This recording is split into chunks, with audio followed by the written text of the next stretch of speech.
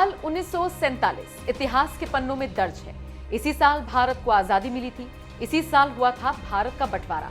सुनने में ये शब्द आसान है, लेकिन यकीन मानिए ये बंटवारा कभी भी सिर्फ जमीनों का नहीं होता, बल्कि ये लोगों का, उनके रिश्तों का, उनकी भावनाओं का, उनसे जुड़ी हर एक याद का बंटवारा होता है। जाहिर है बंटवारे का दर्द सिर्फ वही समझ सकता है जिसने इसका दंश झेला हो। आज हम आपको बंटवारे से जुड़े वो फैक्ट्स बताने जा रहे हैं जो आपने कभी नहीं सुने होंगे।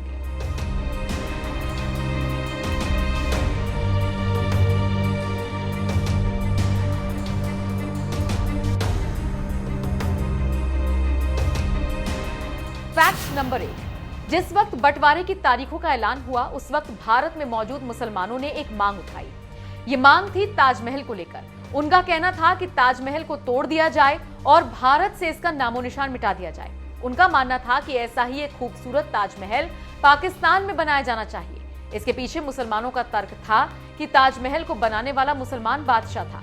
हाँ, वो बात अलग है कि इस मांग में ज्यादा दम नहीं था, इसलिए इस पर किसी ने ज्यादा ध्यान नहीं दिया।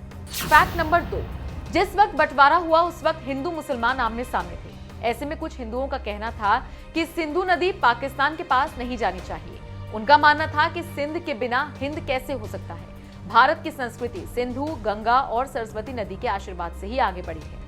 फैक्ट नंबर 3, क्या आप जानते हैं माउंटबेटन भारत और पाकिस्तान दोनों ही देशों की इंडिपेंडेंस सेरेमनी में शामिल होना चाहते थे।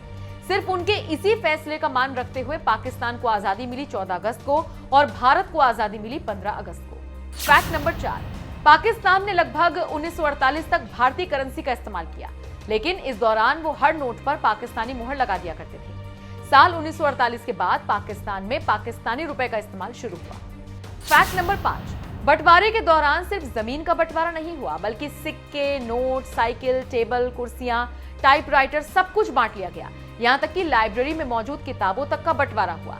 हालांकि इस बंटवारे को लेकर काफी बहसबाजी हुई, झगड़े हुए।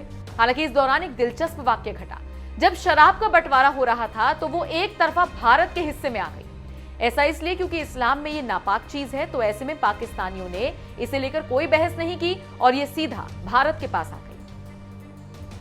फैक्ट नंबर 6, वॉयसरॉय के पास उस दौरान 12 घोड़ा गाड़ियां थी। 6 गाड़ियां सोने से जड़ी हुई थी जबकि 6 चांदी से। इसे लेकर बहसबाजी हुई। जाहिर सी बात है दोनों देश चाहते थे कि उनके पास सारी सोने की गाड़ी आ जाए। बहस ज्यादा बढ़ी तो कुछ बुद्धिजीवियों ने यह फैसला लिया कि टॉस करके फैसला लिया जाए कि किसके पास जाएंगे। भारत का नसीब अच्छा रहा, टॉस हमने जीता और ये गाड़ियां हमारे पास आ गई। फैक्ट नंबर 7, पाकिस्तान की पहली राजधानी कराची थी। बंटवारे के 20 साल बाद यानी 14 अगस्त 1967 को इस्लामाबाद को पाकिस्तान की राजधानी बना दिया गया था। फैक्ट नंबर 8, आपको जानकर हैरानी होगी कि जिस वक्त ब्रिटिशर्स का झंडा उतारा गया उस वक्त कोई जश्न नहीं हुआ। दरअसल जवाहरलाल नेहरू ने माउंटबेटन से वादा किया था कि उनका झंडा उतारते वक्त किसी तरह का जश्न नहीं होगा। ऐसा इसलिए ताकि अंग्रेजों की भावनाओं को ठेस न पहुंचे। लेकिन जब तिरंगा लहराया गया तो पूरे जोर शोर से जश्न मनाया गया। हर तरफ मिठाई बांटी गई। फैक्ट नंबर 9, क्या आप जानते हैं जिस वक्त देश आजादी का जश्न मना रहा था हर जगह नाच गाना चल रहा था, सब एक दूसरे के साथ गले मिल रहे थे। महात्मा गांधी बिल्कुल अलग बैठे थे। वो इस दौरान किसी भी कार्यक्रम का हिस्सा नहीं बने थे। उस दौरान वो कलकत्ता में थे और कोशिश कर रहे थे कि हिंदू मुस्लिम दंगों को रोक सके। फैक्ट नंबर 10, एक बहुत जाने माने ब्रिटिश वकील रही हैं जिनका नाम सिरिल रेडक्लिफ था। इन्होंने ही भारत पाकिस्तान के बीच सीमा रेखा खींची थी। इस रेखा को खींचने ही ये पहली बार भारत आए थे। उससे पहले ये भारत कभी नहीं आए और उसके बाद भी वो भारत कभी नहीं आए। फैक्ट नंबर 11, रेडक्लिफ के काम से कोई भी खुश नहीं हुआ, ना ही इंडियन लीडर्स और ना ही पाकिस्तानी। जैसे ही ये बात रेडक्लिफ को पता चली, उन्होंने गुस्से में आकर अपनी फीस लेने से मना कर दिया। उस वक्त बतौर फीस उन्हें 2000 पाउंड्स मिलने वाले थे। फैक्ट नंबर 12, कहा जाता है बंटवारे के दौरान लगभग 20 लाख लोग मारे गए और 1.5 करोड़ लोगों ने अपना घर छोड़ा। इतने बड़े लेवल पर मास माइग्रेशन कभी नहीं हुआ।